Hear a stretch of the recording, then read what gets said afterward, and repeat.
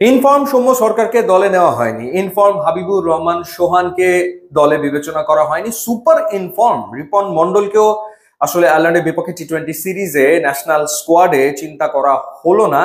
কারণ নির্বাচক গাজী আশরাফ লিপুর মতে তারা এখনো জাতীয় দলে খেলার যোগ্য না। অথচ এই হাবিবুর রহমান সোহান রাইজিং স্টার্স এশিয়া কাপে বাংলাদেশের পক্ষে সর্বোচ্চ রান করেছেন, 200-র উপরে রান করেছেন। আর রিপন মন্ডল তো টুর্নামেন্টের হাইয়েস্ট উইকেট টেকার ছিলেন।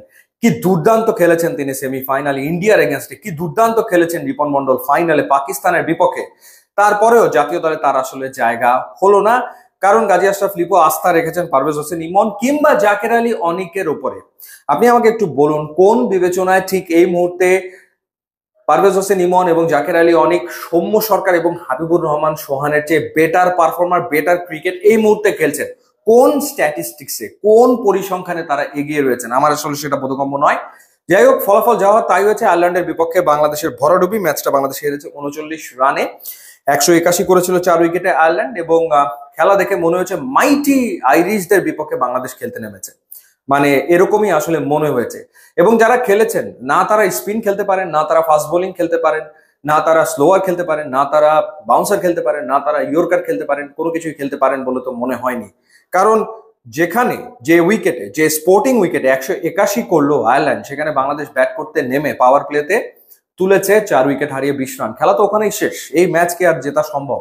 তারপরেও বাংলাদেশ 20 ওভার ব্যাটিং করেছে তাওহিদ হৃদয়ের কারণে। তাওহিদ হৃদয় তার ক্যারিয়ারের 5ম হাফ সেঞ্চুরি তুলেছেন এবং ক্যারিয়ার বেশ 83 রানের একটা ইনিংস খেলেছেন। অর্থাৎ বাংলাদেশ যে টোটাল 142 করেছে, তার ভেতরে 83 রানই তাওহিদ হৃদয়ের, আর বাকি সবাই মিলে করেছেন 59 রান।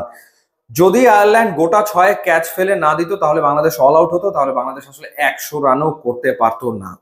ওয়েস্ট ইন্ডিজের বিপক্ষে 3 ম্যাচে টি-20 সিরিজে বাংলাদেশ 2বার অল আউট হয়েছে, এবং এইবার আয়ারল্যান্ডের বিপক্ষে 9 উইকেট পড়ে গেল। এই ম্যাচেও আসলে বাংলাদেশ অল আউটই হয়ে যেত। সো এই হচ্ছে আমাদের ব্যাটিং পারফরমেন্সের অবস্থা। তারপরে ওই একই একাদশ, ওই একই স্কোয়াডের উপরেই আমাদের প্রধান নির্বাচক আস্থা রেখেই চলেছেন। সে কারণেই হয়তো লিটন বলেছেন দলটা আসলে কার, কারণ তার সাথে তো আলোচনা করা হয় না। শোচনীয় আসলে পারফরমেন্স। আর যদি আইরিশদের ব্যাটিং এর কথা বলি, খুবই পজিটিভ অ্যাপ্রোচে তারা ব্যাট করেছে। Paul Stirling, team tractor, Harry tractor, Lorcan টাকার এবং হ্যারি ট্যাক্টর 45 বলে 69 রানের একটা ইনিংস খেলেছেন বাংলাদেশি বোলারদের ভেতরে। তানজিম হাসান সাকিব 4 ওভার বল করে 41 রানে 2 উইকেট নিয়েছেন। একটা করে উইকেট পেয়েছেন রিশাদ হোসেন এবং শরীফুল ইসলাম। মূল ব্যর্থতার জায়গা ব্যাটিং। বারবার আসলে এই ব্যাটিং এ বাংলাদেশ কলাপস করছে এবং সবাই নির্বিকার। আসলে এখানে উন্নতি কিভাবে করে করতে হবে সেই ব্যাপারে কারো কোনো চিন্তা ভাবনা আছে সেটা নেই। এবং আরেকটা ব্যাপার ঘটেছে, সেটা হচ্ছে সাইফ হাসানের ব্যাটিং অর্ডারটা চেঞ্জ করে ফেলা হয়েছে। পারভেজ হোসেন ইমনকে খেলাতে গিয়ে ওপেনিং এ সাইফ হাসানকে আর নামানো হয়নি, তাকে নামিয়ে আনা হয়েছে 4 নম্বরে। সো এই ধরনের ঘটনাগুলোর ফলে বাংলাদেশ হারলো আয়ারল্যান্ডের বিপক্ষে এবং টানা 4টা টি-20 হারলো। ওয়েস্ট ইন্ডিজের কাছে 3-0 হোয়াইট ওয়াশ হয়েছে ঘরের মাটিতে। এবার ঘরের মাটিতে আয়ারল্যান্ডের বিপক্ষে বাংলাদেশ টি-20 হারলো। এই নিয়ে 3বার আয়ারল্যান্ডের বিপক্ষে বাংলাদেশ টি-20 হারলো। এবং সবচেয়ে ইন্টারেস্টিং ব্যাপার হচ্ছে যে কন্ডিশনটা, এত সুন্দর স্পোর্টিং উইকেট, এত সুন্দর বল ব্যাটে আসছিল, এরকম সুন্দর ব্যাটিং উইকেটে যেখানে অপোনেন্ট 181 করতে পারে, সেখানে বাংলাদেশ মুখ থুবড়ে পড়ে। কি শোচনীয় ব্যাটিং ব্যর্থতা, মানে এটা চিন্তাই করা যায় না। ইউটিউব, ইনস্টাগ্রাম লিঙ্ক দেওয়া আছে, আপনারা যোগ দিলে খুবই খুশি হবো। And thanks for watching.